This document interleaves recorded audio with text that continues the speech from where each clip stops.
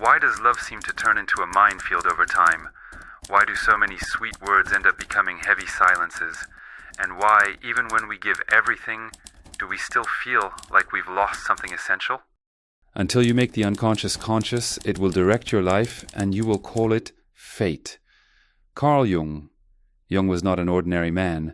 He was a cartographer of the invisible, an explorer of the labyrinth of the human psyche. And he dared to point out a truth many still prefer to ignore. Men and women do not just live in different worlds. They operate with incompatible emotional languages. It's not about logic versus emotion. It's something much deeper. It's about distinct archetypal structures, unconscious programs that pull our strings like invisible cords. All of us, men and women alike, have felt lost inside a relationship, loving with all our strength, yet strangely feeling alone.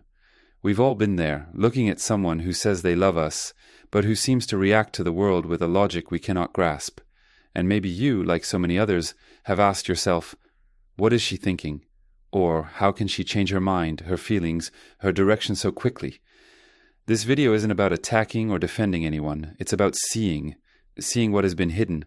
We're going to cross the mirror and look directly into the gears of the feminine mind, not the one romanticized in fairy tales, but the one Jung revealed in his darkest and most illuminating works. Today, we will uncover the invisible code that guides women's thoughts, decisions, and emotions. And let me warn you right now, this journey isn't comfortable, but like every true philosophical dive, it has the power to transform. Once you see what lies behind the veil, you will never be able to pretend you didn't. You're about to enter a territory where reason and instinct duel in silence, where love is not given but constantly tested, and where the female unconscious hides its greatest secrets, and perhaps its greatest dangers too. So take a deep breath, close your eyes for a moment, and come with me. Let's start with what always seemed obvious but never was, the great misunderstanding. Have you ever tried to solve a puzzle with pieces from another game? That's how many men live their relationships, building illusions with pieces that never fit. They think they're loving with everything they have, but they're only handing over a technical manual to someone who reads in poetry. Jung said the collective unconscious holds universal forms, archetypes that shape human experience.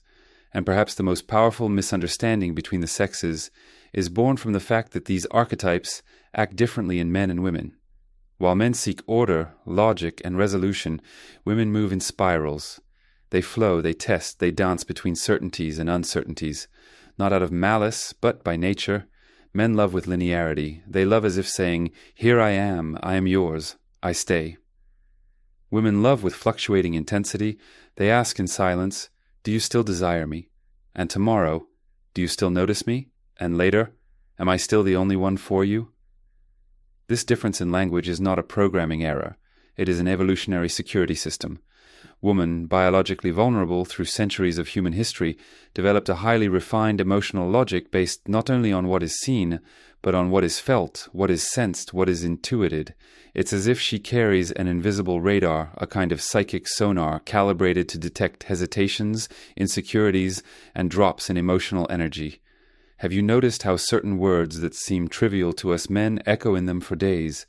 How a forgotten gesture turns into a symbol of rejection? They don't live in the moment, they live in echoes.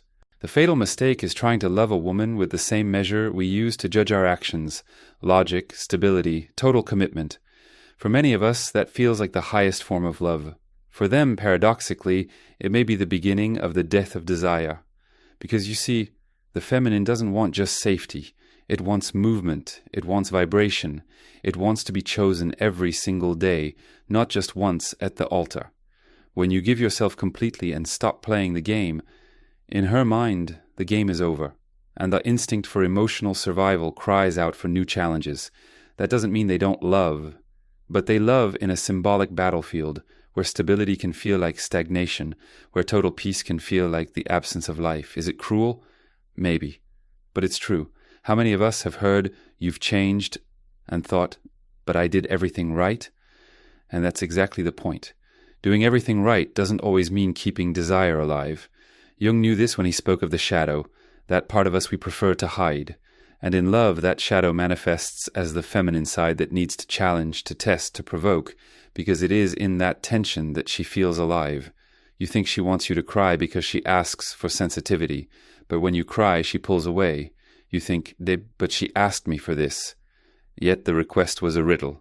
It was the Sphinx asking, do you really understand me? And you answered correctly, but still lost the game. Maybe the great misunderstanding lies in believing women say what they want. Often they feel what they need and express the opposite. And so, with every well-intentioned gesture, you drift further away, because you're listening to what she says and ignoring what she truly feels. In the end, it's not about what you do. It's about what you represent to her. And that changes all the time, Jung warned us.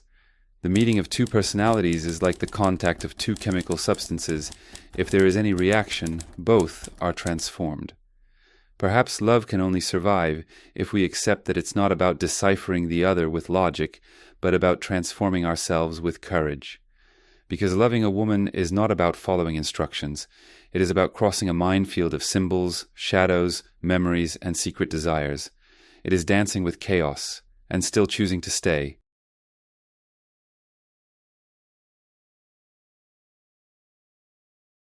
Imagine a figure that inhabits your dreams. She has the face of every woman you've ever desired. But the eyes carry something dangerous. They don't ask, they demand. They probe your soul as if searching for weaknesses. This figure has a name in Carl Jung's universe, anima. For Jung, the anima is the personification of the feminine unconscious in a man's psyche. It is the archetype that represents not only the inner feminine traits we carry, but also the way we project and interpret the external feminine. In other words, it's not just that you don't understand women, it's that many times you're actually reacting to parts of yourself that you unknowingly project onto them. This projection is powerful and dangerous, because you begin to love not a real woman, but the archetypal image your unconscious has created. You don't see the woman in front of you. You see a mirror of your own soul, and like every mirror, it can reflect beauty or distortion. The lower anima, according to Jung, manifests in relationships where the man becomes an emotional slave.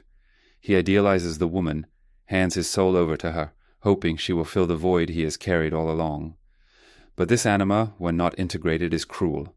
She turns the woman into an impossible riddle, a muse who is never satisfied, a priestess of a temple where love always demands sacrifice. Have you ever lived through this?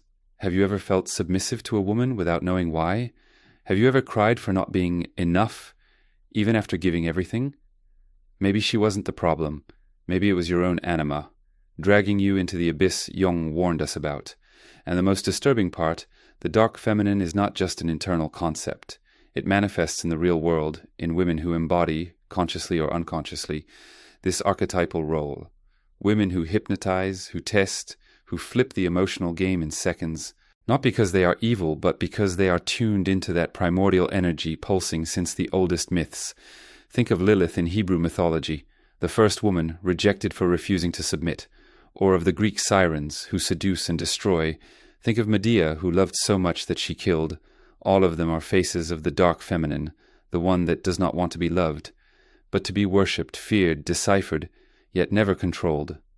Jung saw that within every woman there is also a battle between the social persona, docile and acceptable, and this archetypal feminine that carries strength, manipulation, sexual power, emotional dominance. Many times when you feel trapped in an unstable relationship, it's because she herself is being pulled between these two forces, and you become the stage for this conflict. That's why you may meet her smiling and sweet in one moment, and cold, distant in the next. It's not always about you. It's about the inner chaos the anima awakens. In her and in you. Do you now understand why some relationships seem to carry both a magnetic and self-destructive energy at the same time? It's the unconscious screaming. It's the dark feminine dancing. But there is a way. Jung was not a prophet of despair. He believed in individuation, the process of integrating all aspects of the psyche, including the darkest ones, to achieve authentic wholeness. Integrating the anima does not mean dominating her. It means recognizing her, looking into the eyes of this archetypal woman within you and saying, I see you, but I am more than you. When that happens, the power of projections dissolves, and for the first time you can see a woman as she truly is, and not as the reflection of your own emptiness. And she, in turn, feels it too, because a woman instinctively recognizes a man who knows himself. Jung said, knowing your own darkness is the best method for dealing with the darkness of others. and perhaps only those who have walked through their own inner labyrinths can love the feminine, dark, contradictory, magical, without losing themselves in it. Because in the end, true love is not blind, it is lucid. It sees the shadow and chooses to stay.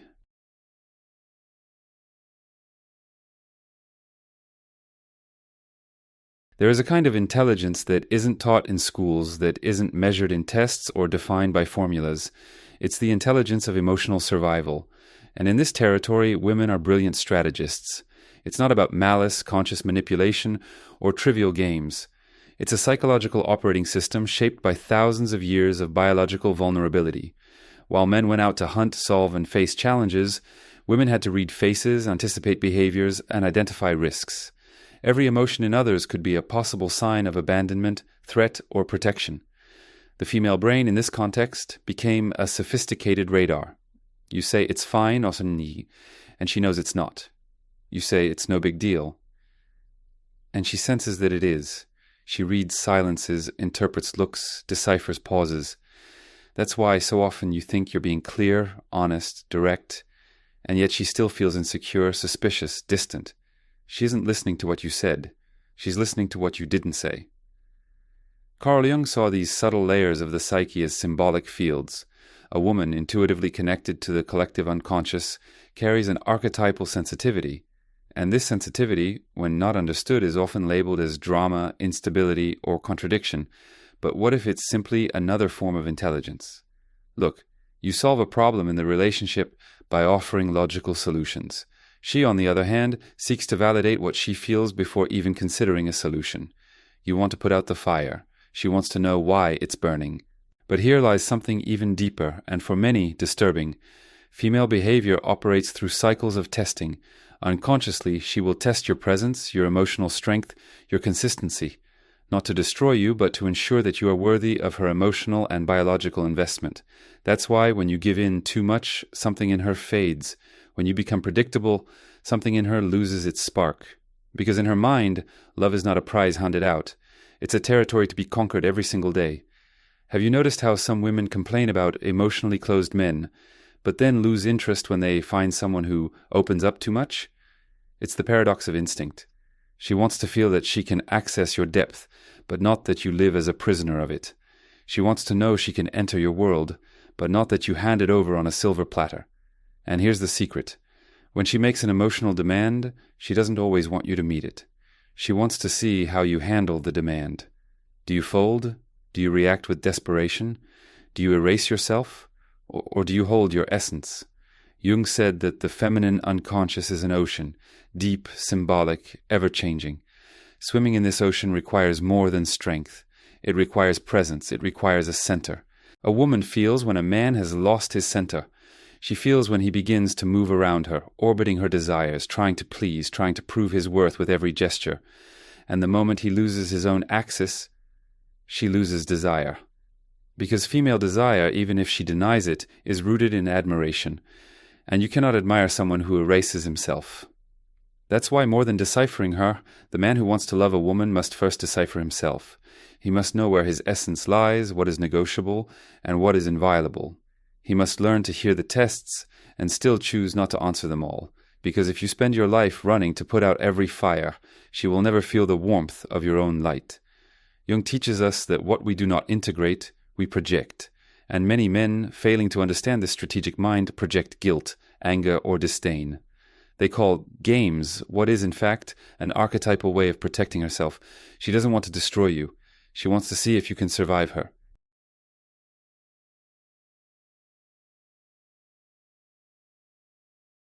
There is a seductive illusion in the minds of many men that by giving everything, love, presence, protection, transparency, they will finally be loved unconditionally. But this expectation almost always collides with a silent and devastating reality. Many women pull away precisely when they receive everything they say they want. This confuses, it hurts, it disorients. You ask yourself, how can I be punished for giving the best of myself? And this is where we begin to understand what Jung called the antinomies of the psyche, those inner tensions that can never be solved by logic, but only by awareness. Feminine love is not linear. It pulses, withdraws, tests itself, recalibrates. And perhaps one of the hardest truths for the modern man to accept is this. Her love is not always a response to what you do, but to what you represent in that moment. If you represent too much predictability, she feels boredom. If you represent insecurity, she feels repulsion. If you represent absolute surrender without mystery, she feels a loss of desire, not because she is ungrateful, but because her nature constantly seeks balance between security and excitement, between stability and admiration. And if you mold yourself to her too much without realizing it, you begin to fade. You stop saying no to avoid conflict. You stop going out with your friends to please her. You blame yourself for feeling anger, for having your own desires. You start living just to preserve her love. And ironically, that kills love. Because to truly love a woman is not to lose your identity in the process. It is to understand that the most powerful masculine presence is not the one that bends to her every emotion, but the one solid enough to hold space without absorbing it, the one who listens without surrendering, the one who supports without erasing himself. Jung spoke of the process of individuation, becoming who you are by integrating light and shadow, strength and fragility, love and boundaries. And this applies within relationships too. The man who loves with awareness is not the one who tries to be perfect. He is the one who knows his limits, who respects his values, who says yes with presence and no with firmness. She may not like the no in the moment. She may test, challenge, withdraw, but deep down she will profoundly respect the man who does not betray himself just to please her. Do you understand? She doesn't want you to pass all the tests. She wants to know if you are truly yourself, even under pressure, because deep down her desire is not just for a provider or a companion. It is for a whole man, a man who, even touched by love, still keeps his center. And that center is not built with seduction tactics or communication techniques. It is built in silence and solitude, in the pain of confronting who you are when no one is validating you. It is when you look inward, face your weaknesses, heal your childhood wounds, and realize that the love you offer others can never be greater than the love you have for yourself. When that happens, something magical emerges. You stop loving in order to be loved, and you start loving because you love, without fear of losing, without the anxiety of being approved, without needing to prove anything. You become presence, and in that presence she can finally rest. Jung said that the meeting of two wholes does not create fusion, but transcendence. And perhaps that is the true purpose of loving a woman, not to be everything to her, but to be everything of yourself by her side. In the end, maybe it is never about understanding women, as if solving an equation. Maybe the mistake is exactly that, seeking logic where there is mystery, wanting maps where there are labyrinths, demanding constancy from something that moves with the tides of the soul. Carl Jung did not leave us easy answers. He left us keys to open doors within ourselves that we avoid, out of fear of seeing who we really are when we're not trying to please, save, or control the other. After this journey, maybe the question is no longer, why do women think this way? But rather, why does this affect you so much? What in you still depends on her validation to feel like a man? Because if there is something truly disturbing in Jung's vision, it is not what he revealed about the feminine, but what he forced us to face about ourselves. The woman is a mirror. She reflects your strength or its absence. She reflects your light or the shadow you still haven't accepted. That's why love, when it is true, stops being a battlefield and becomes a path of recognition. She is not your enemy, but she is not your salvation either. She is an invitation to dive deeper, to see yourself with honesty, to become whole. Because when a man becomes whole, he no longer seeks to understand a woman in order to control her. He contemplates her, and in silence, he chooses her. With all that she is, with all that he is, without illusions, without guarantees, only with presence and truth.